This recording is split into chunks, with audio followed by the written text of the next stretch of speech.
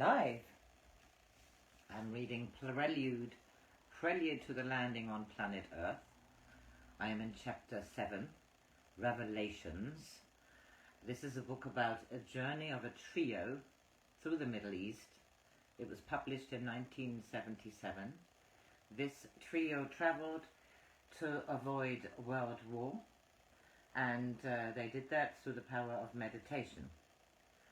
I finished, I think it was the third reading of chapter 7, with Tom, who was the speaker for the management, saying to Andrija Puharich, who is the scientist, one of the three, do not bring those with whom you have a personal relationship into the work. It cannot be. They will use you. Andrija did not at the time react to this advice and view of his situation, but apparently acquiesced to it. But in a later discussion with John and Phyllis, he said that there were times when he disagreed with the nine. When they spoke from their universal point of view, they were no doubt infallible. But with regard to the physical, he believed that they could sometimes be wrong, for on their own admission they did not fully understand physical life and its problems. John and Phyllis both felt that he was rationalizing an unwillingness to acknowledge what they both considered a very relevant warning, and there followed a discussion in which they each expressed, quite frankly, their views of problems with the other two. The idea behind the discussion was to clear out, as John said, anything that has an energy in it that can disrupt the work. And over a period of a couple of hours there was certainly a great deal of energy discharged, though the problems were not, as John hoped, once and for all disposed of. Since the psychology of the three and of the relationship between them may be relevant to the question of the nature and origin of the communications, I have judged that to report this personal material can be construed neither as an unwarranted infringement of privacy nor as a gingering up of the narrative with spicy revelations. He who seeks a psychological explanation of the phenomenon of the communications may find something here to his purpose, and for other readers the spectacle of the three laundering their dirty linen may serve to counteract the uncomfortable implications of elitism that have emerged in earlier chapters. The discussion developed out of a report Phyllis gave the other two of an experience she had had that morning during her session on the electronic equipment, which is why it was recorded. She had fallen into trance and been taken out of the body to appear before the nine, where she had been given a lecture and instructed to report it to the other two. The nine had told her that they must have the triangle in perfect balance for their work, and that at present they were not balanced, for they each had an ego problem that they were not aware of, and that could ruin all their work and plans. They had stressed, Phyllis said, that the three were physical beings, and were not different from or better than others on the planet, and that if they didn't understand that, they wouldn't be able to function. They had analyzed the faults of each of them and told Phyllis that she must convey this part of the message quite clearly.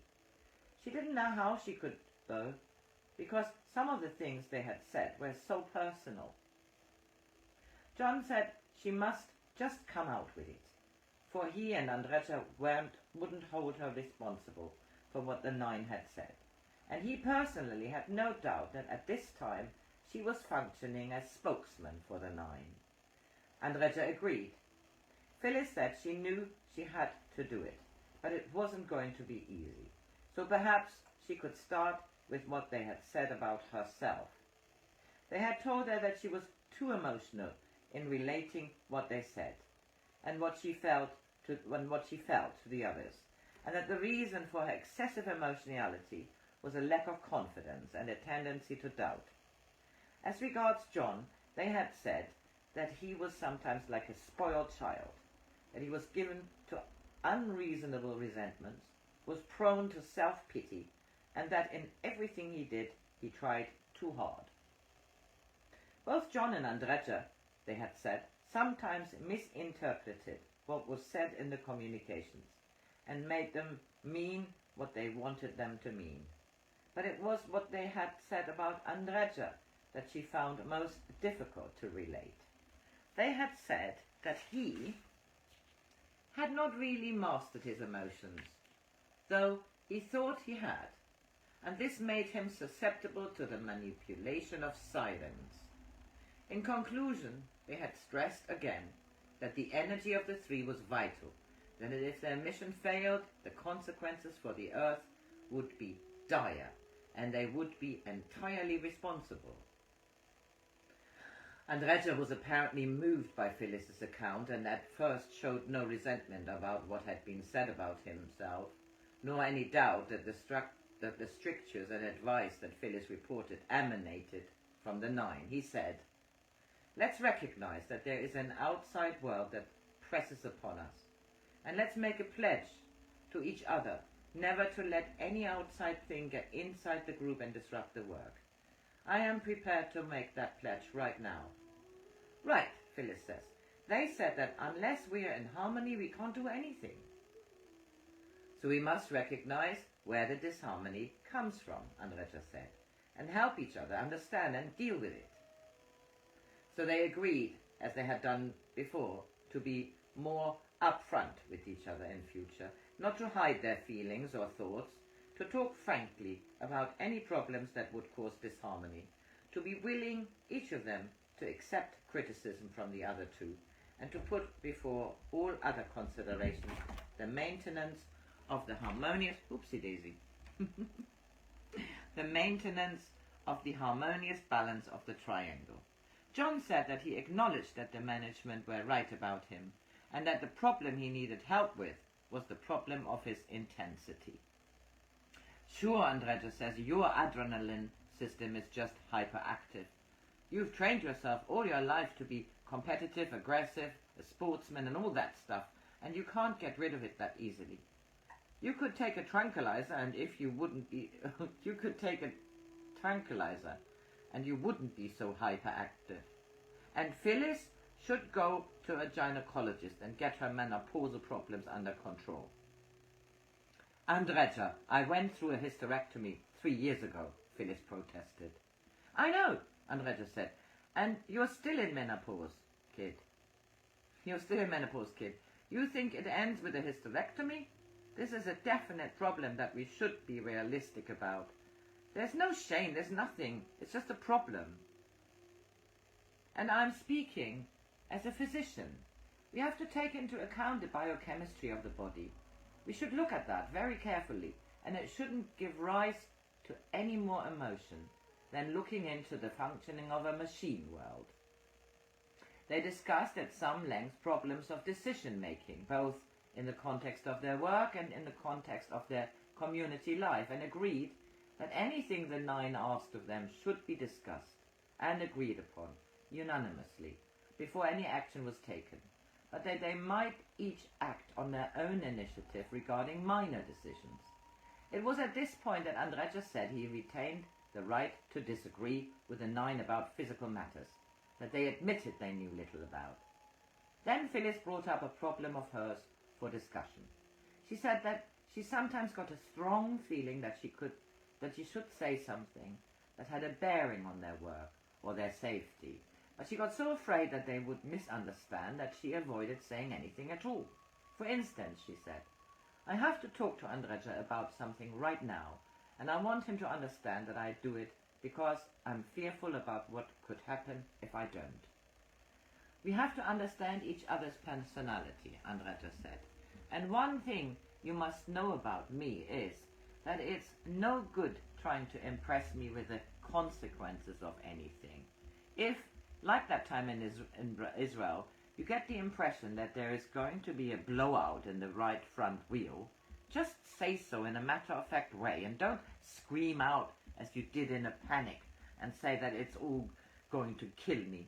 That's what I resent, because that's laying a trap on me that I don't believe in. I don't believe in fear or death. Okay, I dig that, Andrija, Phyllis said. You have to remember you're dealing with two very unusual people in John and me. We both, I guess, love to play games with death. That's why we've done some of the stupid things we've done in life. Andrija, it's our nature. You're not that type, we know that. So there's a huge imbalance in our perspectives.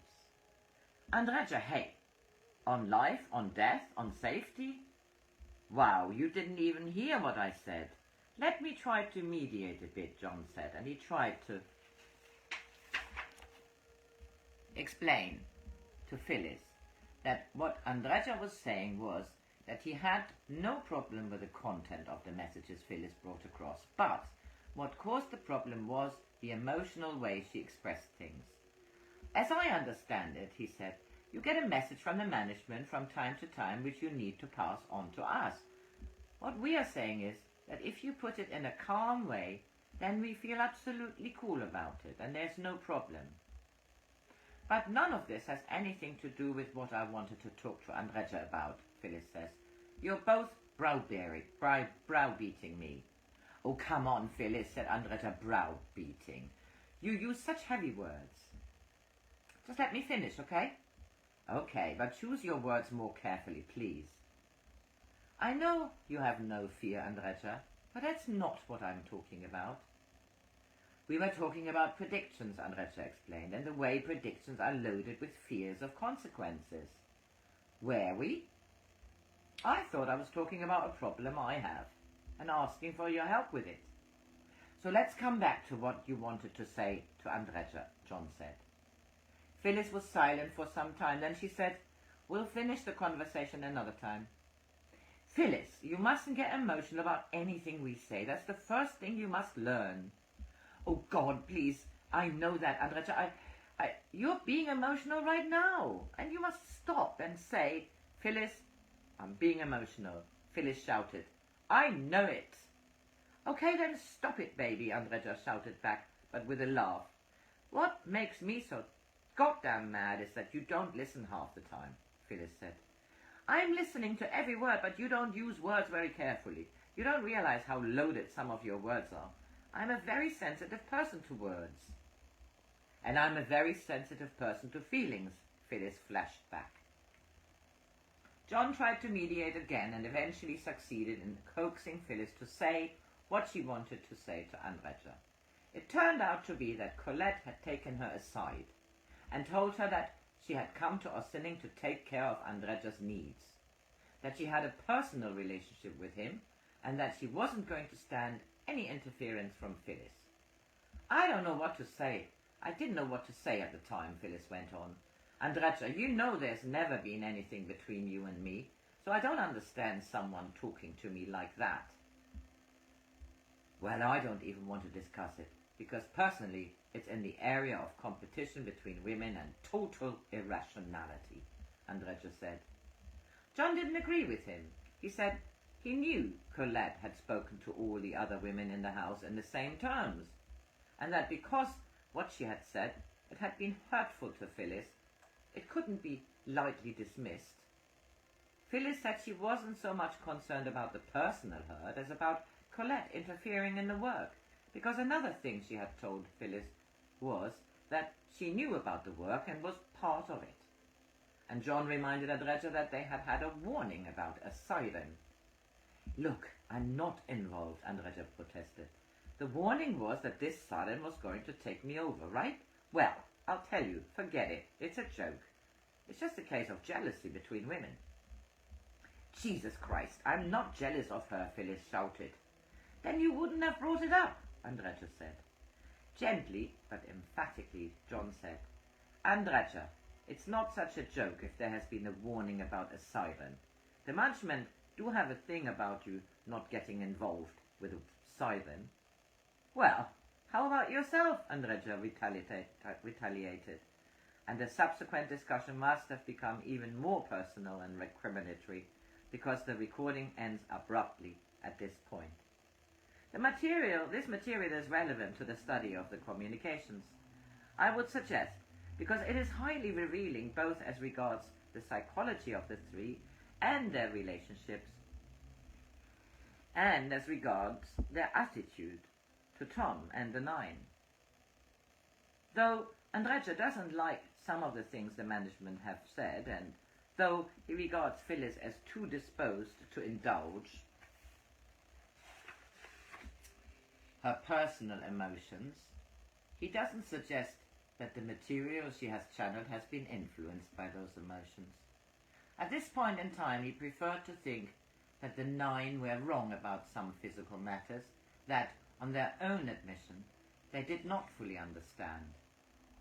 The communication held the day after this discussion constitutes further weighty evidence of the independent reality of Tom, for the intelligence, objectivity and breadth of view expressed in it are greater than we could expect any member of the trio to manifest, particularly in the light of what we have learned of them through eavesdropping on their discussion.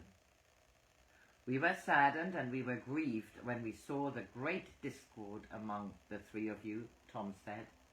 The sadness we feel is because there is so much difficulty among all in the manner in which you communicate.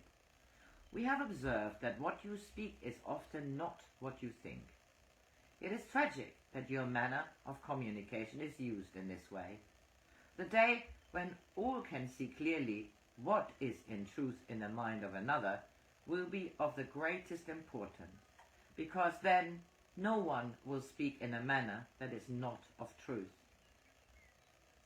Misunderstanding is a different thing. We realize that at times you misunderstand what we say, just as you sometimes misunderstood each other.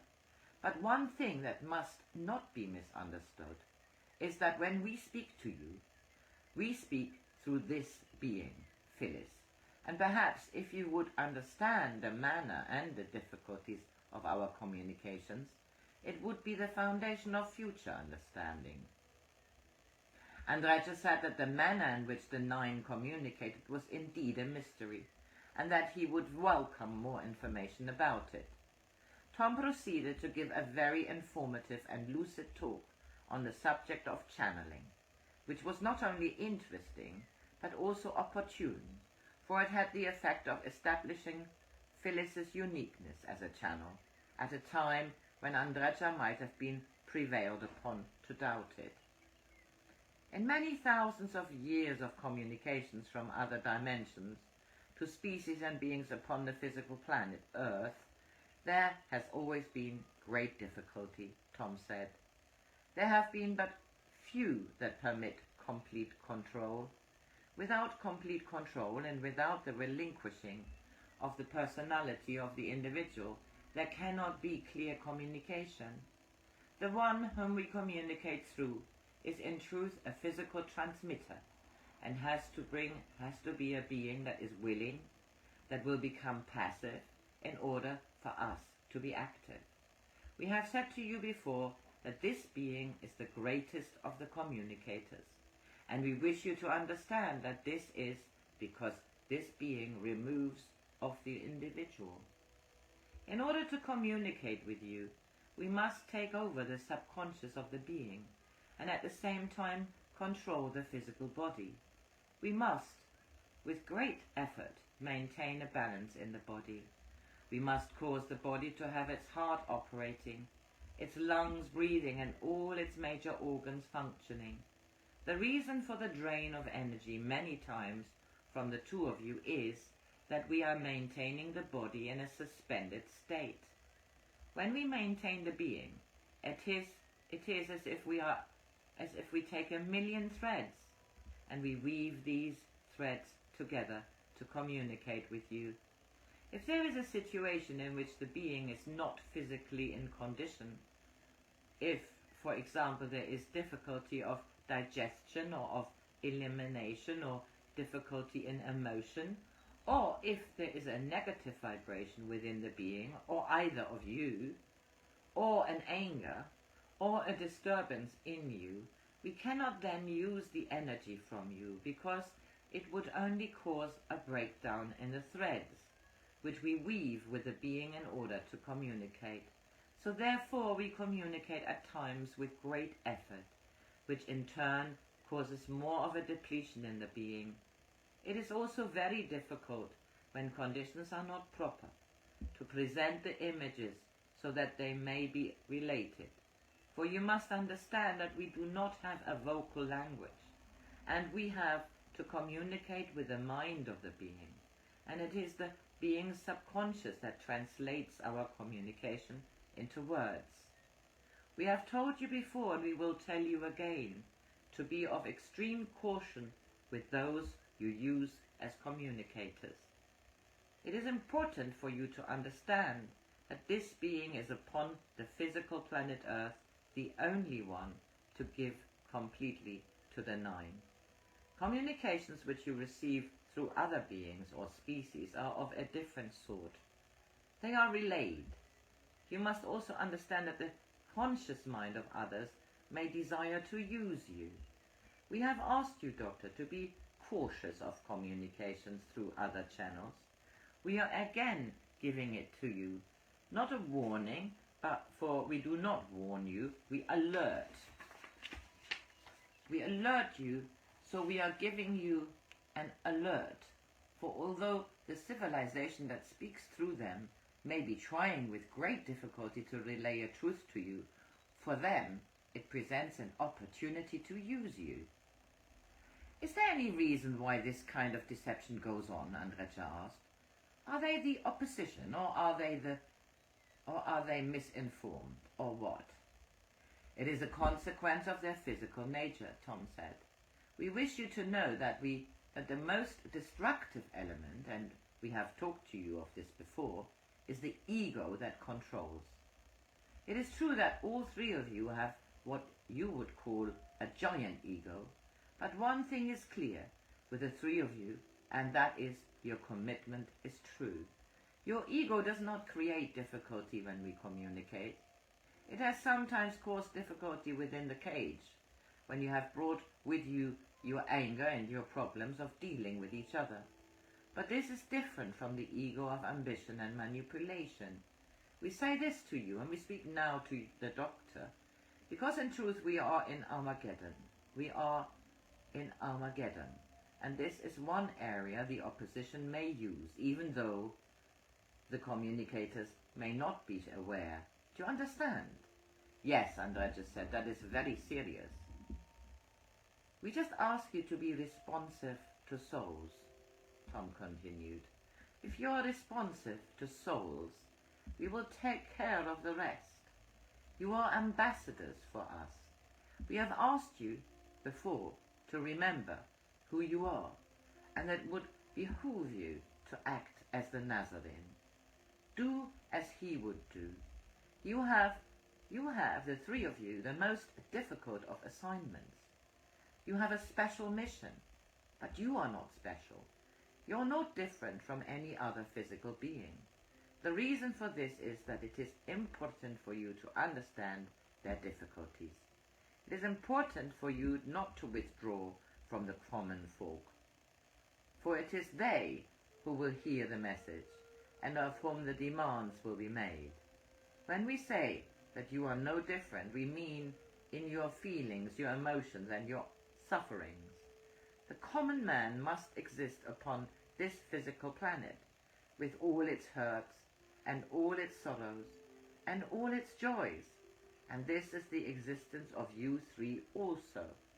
We choose this existence so that you could relate to the common man, and in this area the being is, of the three of you, the most able, and is your teacher, our Doctor and Sir John, as in other areas you are her teacher.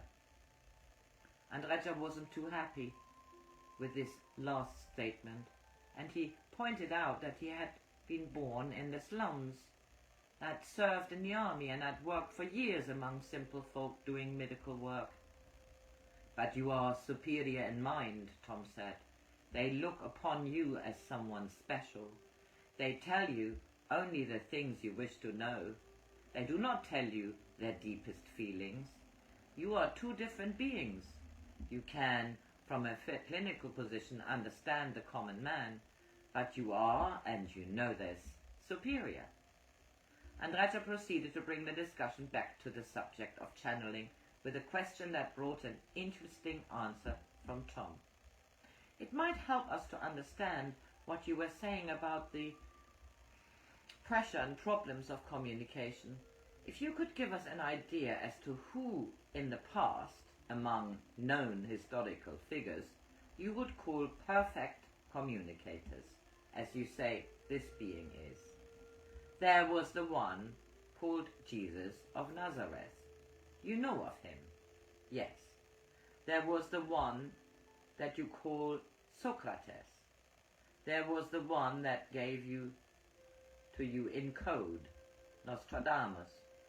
There was the one that was one and the same as Jesus, Buddha.